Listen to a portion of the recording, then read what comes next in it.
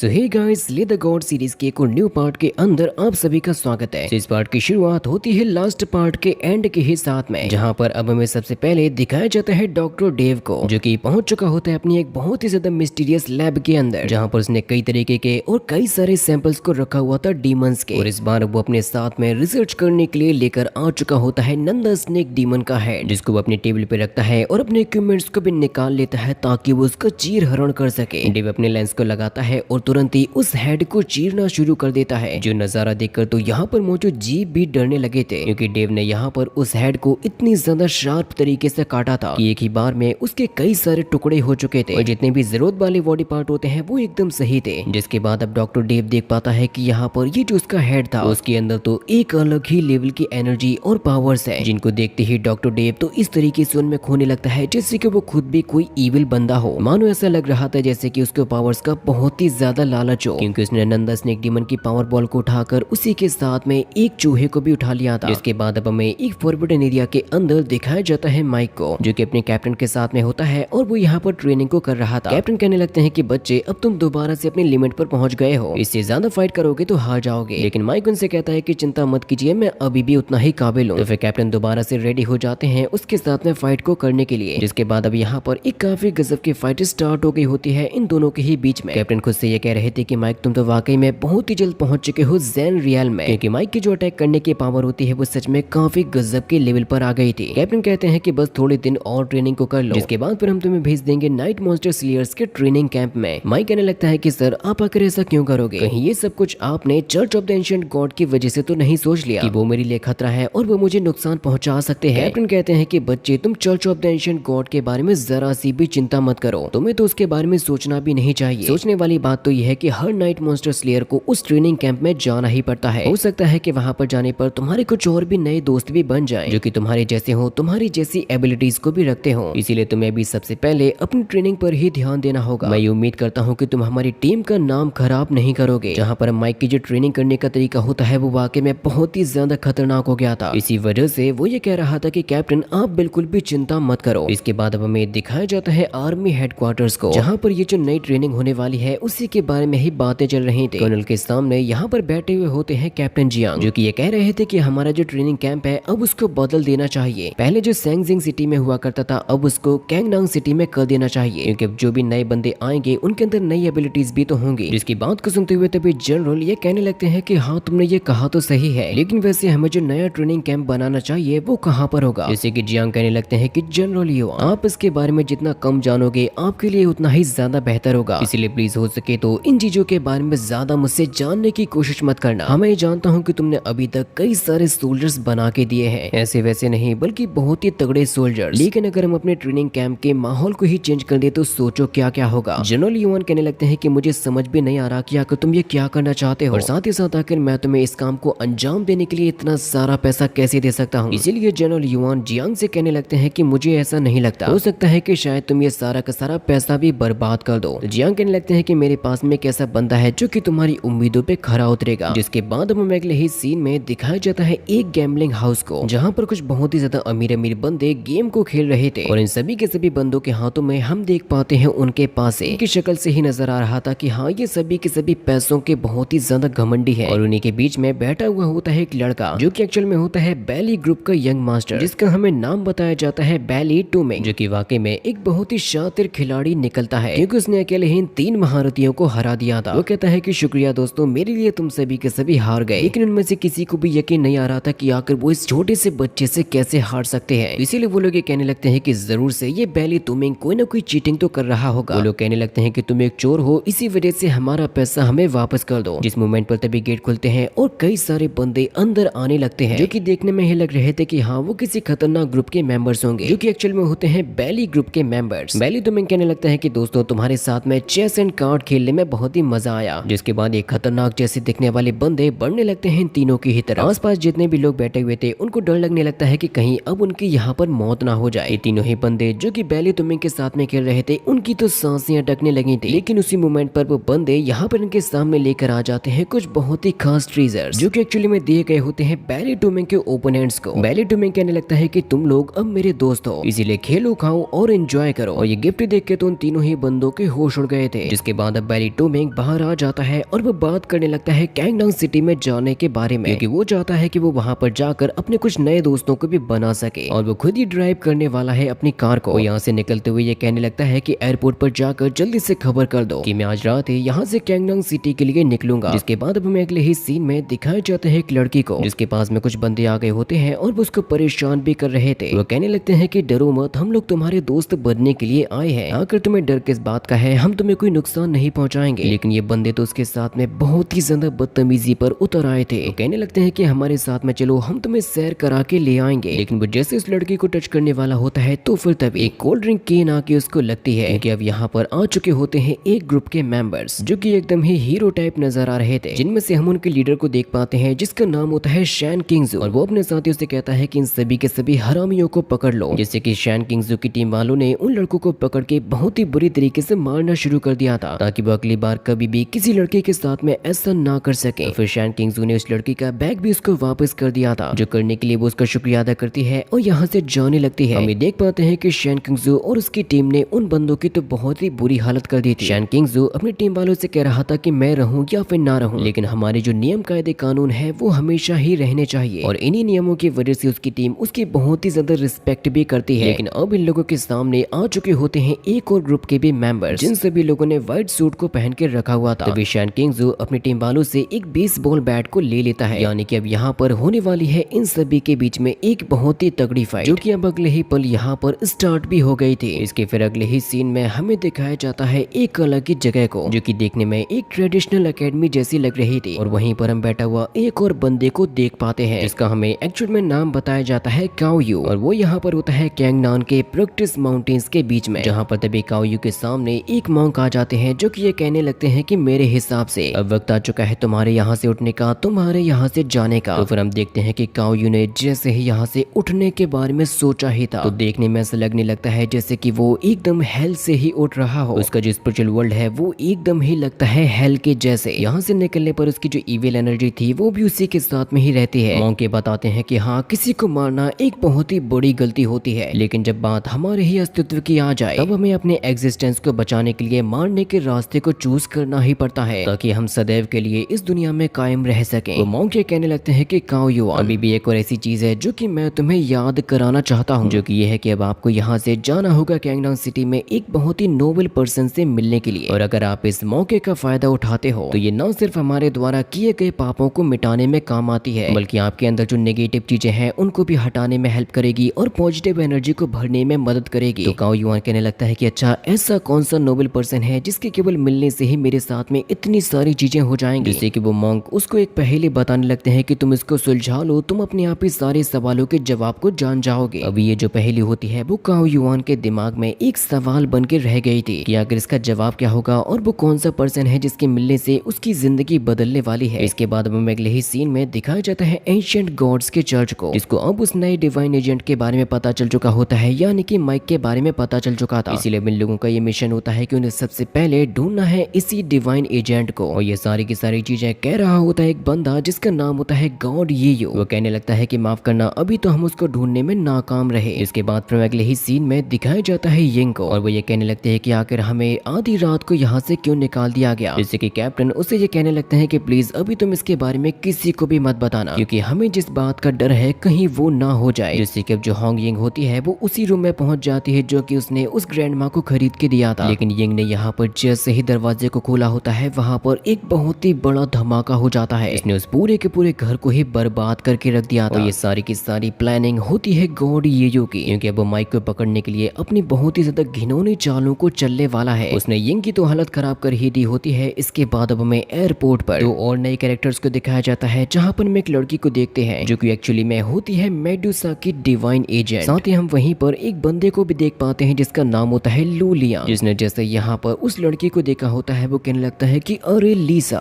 कितना समय हो गया तुमसे मिले हुए। तो लीसा भी कहने लगते हैं कि मेरे लियांग, मैंने कितना याद किया है तुम्हें, तुम्हारे बिना कैसे समय को गुजारा। तो फिर ये दोनों ही एक दूसरे की तरफ बढ़ने लगते हैं और गले लगाकर किस भी करने लगते हैं, जो कि मुझे डिवाइन एजेंट कम लेकिन ठरकी ज्यादा लग रहे थे। जिसके बाद अब हम अगले ही सीन में एक और बंदे को देख पाते हैं जिसका नाम होता है हान शाओयुन, और वो ये कह रहा था कि मुझे उस स्पेशल वाले डिवाइन एजेंट को ढूंढना ही है, कि वो अपने साथ में मिलाना चाहता है सभी की सभी डिवाइन एजेंट एजेंट्स को। लेकिन फिर तभी हम देख पाते हैं उस गाड़ी के पीछे लगे हुए कुछ और भी गाड़ियों को जो कि अपने एक मिशन को अंजाम देने के लिए जा रहे थे। तभी कैप्टन होंगिंग से कांटेक्ट करते हैं कि मुझे बताओ कि क्या तुम ठीक हो। तो होंगिंग ये बताती है कि हाँ मैं एकदम ही ठीक हूँ, क्योंकि वो भी एक डिवाइन एजेंट ही है। कैप्टन से पूछते भी है कि होंगिंग मुझे बताओ कि आखिर वहाँ पर क्या हुआ। जहाँ पर अब होंगिंग को अपने सामने नजर आता है church of the ancient God का बंदा, जिसके साथ में फाइट करने के लिए होंगिंग एकदम रेडी हो जाती है और वो अपनी स्पीयर को निकाल के अपना one of the strongest attack भी कर देती है। लेकिन होंगिंग ने ये अटैक उसको मारने के लिए नहीं किया था, क्योंकि उस बंदे ने अपने डिफेंस में कुछ भी नहीं किया था, क्योंकि वो तो एक्चुअली में बात करना चाहता है, वो तो सौदा करना चाहता है। वो हर एक डिवाइन एजेंट के पास में जाएगा उनसे सौदा करने के लिए, और जो भी उसकी बात को मानेगा वो उसका साथ देंगे, नहीं तो उसको मार देंगे, क्योंकि गॉड येयो को किसी भी हाल में मौत चाहिए माइक की। इसी वजह से कैप्टन और टीम के सभी मेंबर्स को सबसे ज्यादा चिंता हो रही थी माइक की, वो किसी भी हाल में church of the ancient God के हाथों में नहीं लगना चाहिए। तभी माइक देखता है कि वो रास्ते में चलते हुए पहुंच गया है जीनान माउंटेन्स के पास में, जो कि कैंगडोंग सिटी के पास में ही पड़ते हैं। माइक अपने साथियों से ये कह भी रहा था कि आखिर मेरे इतने ज्यादा सामान को क्यों लाया जा रहा है। उसके इसी रास्ते में जाते हुए ये एपिसोड भी यहीं पर ही खत्म हो जाता है। आई नो कि ये एपिसोड काफी ज्यादा कंफ्यूजिंग था, बट नेक्स्ट एपिसोड अमेजिंग होगा।